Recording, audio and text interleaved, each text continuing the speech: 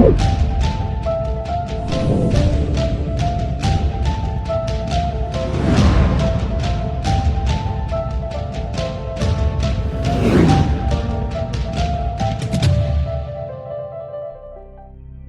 मिस्र के कई रहस्य ऐसे हैं जिनके पता चलने पर तत्कालीन विश्व चौंक गया था। हैरानी इस बात की थी कि जो सभ्यता हमसे हजारों साल पुरानी थी वो कई मामलों में हमसे एडवांस थी।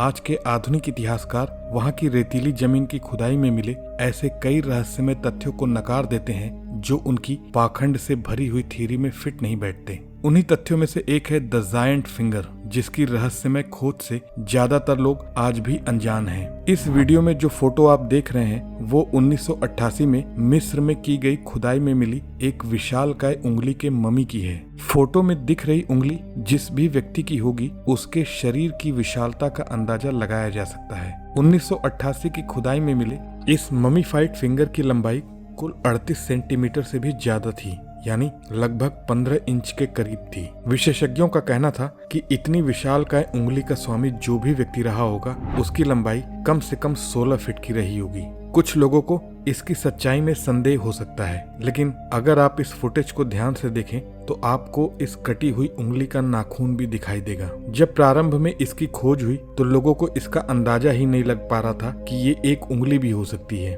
लेकिन खोजे गए ऑब्जेक्ट की पहचान में लगे इतिहासकारों को सफलता तब हाथ लगी जब उन्होंने उसको देखने का दृष्टिकोण बदल दिया। पुरातत्वविद इस बात से भी हैरान थे कि इस उंगली के साथ शरीर का बाकी कोई हिस्सा दफन नहीं था, सिर्फ उंगली ही मम्मी के रूप में दफन थी। इतिहासकारों ने आसपास के क्षेत्रों में काफी खुदाई की, ये जानने के लिए कि यह किस मनुष्य के शरीर का हिस्सा हो सकता है, लेकिन उन्हें इस संबंध में कोई सफलता हाथ नहीं लगी। प्राचीन सभ्यताओं के विषय में सीमित समझ और सोच की वजह से ये रहस्य भी अनसुलझा रह गया। प्राचीन मिस्र की जितनी घटनाओं, तथ्यों और इतिहास को आज तक पढ़ा जा सका है उसके अनुसार प्राचीन मिस्र के राजाओं, फेराओं के साथ साथ वहाँ की जनता के भी संबंध दूसरी दुनिया के प्राणियों के साथ थे। ये दूसरी दुनिया के प्राणी उनके देवता थे जिनकी कथाओं से प्राचीन मिस्र का साहित्य भरा पड़ा है। उनमें से कुछ देवता तो विशालकाय शरीर वाले थे और आधा मनुष्य जगत तथा आधा जंतु जगत से संबंध रखने वाले थे। इन विशालकाय देवताओं के बीच कुछ रहस्यमय लड़ाइयों का भी वर्णन है जिन्हें आधुनिक इतिहासकार माइथोलॉजिकल वॉरफेयर से संबंधित करते हैं, यानी ऐसे युद्ध जो सिर्फ कहानियों में हुए हों और उनका वास्तविकता से कोई लेना देना न हो।